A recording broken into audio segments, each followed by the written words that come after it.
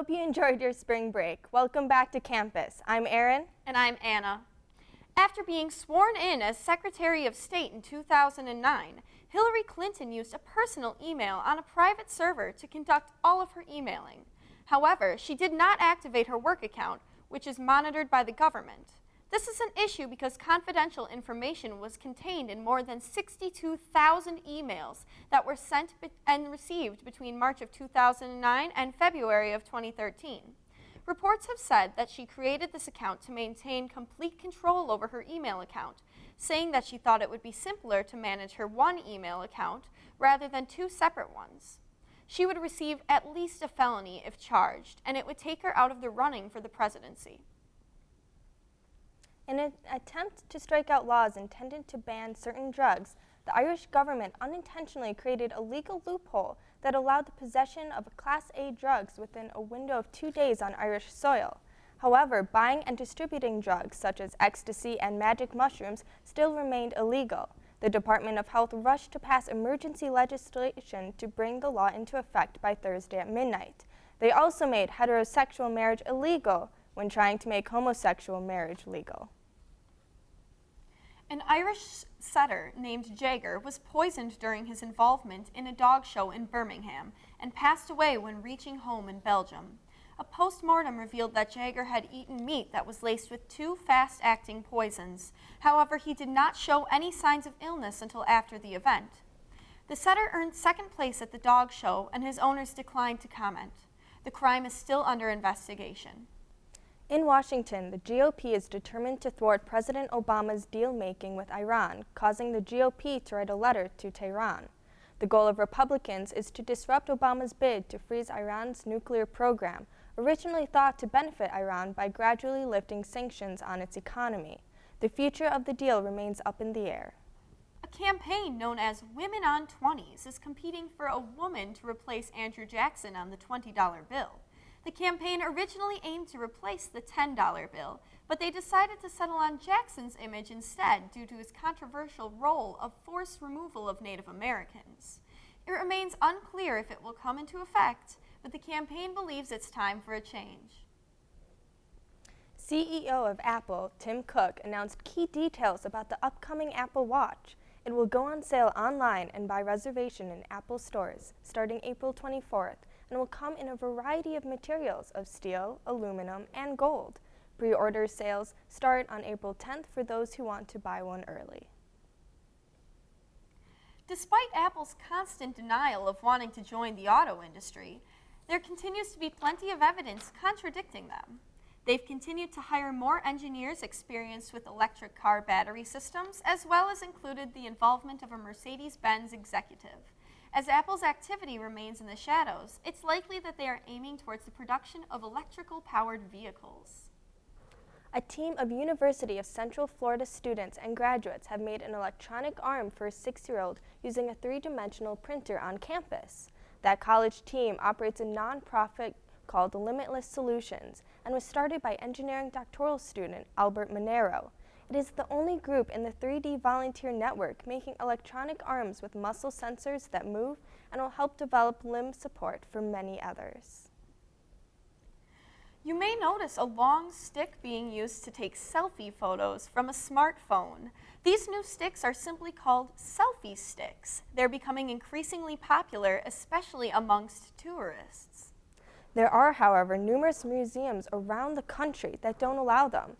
It's really no surprise, as museums can get crowded, don't allow backpacks, and accidents happen, so you just can't blame them for wanting to preserve their artifacts. Moving on to the popular superhero Iron Man. The Avengers star Robert Downey Jr. presented a 7-year-old boy with a special bionic arm as he greeted his young fan in full character as the Iron Man hero Tony Stark.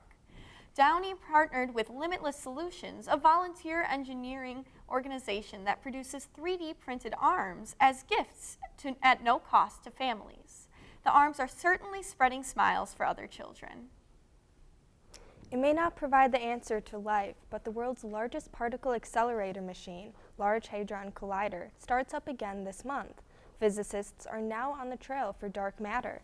And with the machine's powerful energy beams and tight vacuum, scientists are hoping to shine a light on some of the universe's more arcane phenomena. There's a planet between Mars and Jupiter. It was discovered in 1801. It was originally called a planet, then later an asteroid, and now it's called a dwarf planet.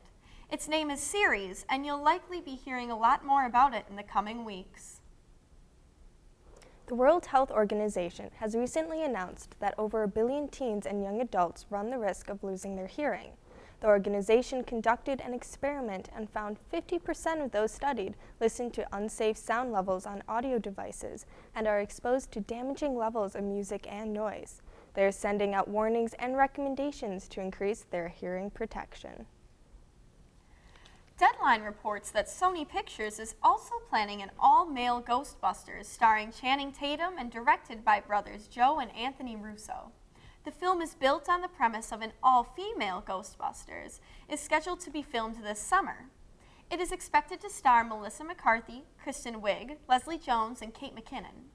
But the news about the much anticipated all-female Ghostbusters has met mixed reviews. Only time will tell what the critics have to say.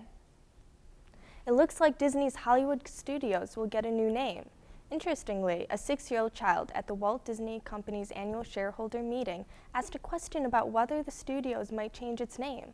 Disney CEO said that a name change will occur, but that the name will not be announced yet.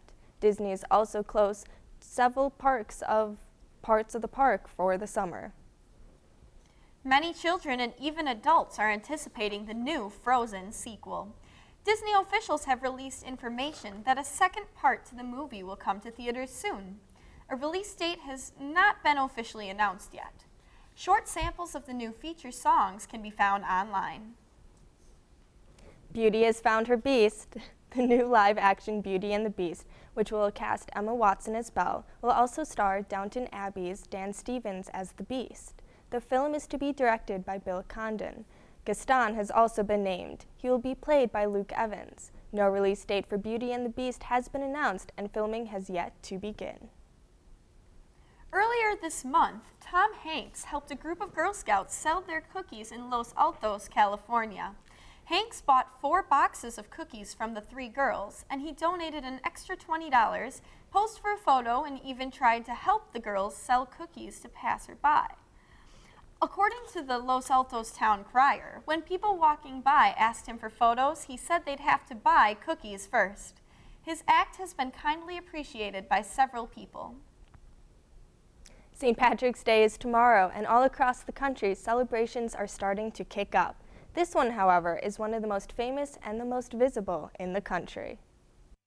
St. Patrick's Day has lots of folks seeing green, like in the Chicago River.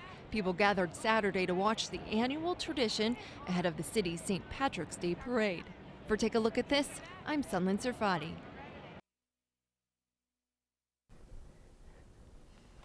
Okay, so Anna, have you seen the new Cinderella movie? No, I have not, but I'm looking forward to it. Have you? Yes, I actually saw it a couple days ago. It is really amazing. Just the graphics and the acting, phenomenal. I heard, didn't they put lights into Cinderella's dress for the movie? Is that correct? Yeah, the costume designer actually hired a lighting company to put lights into the dress.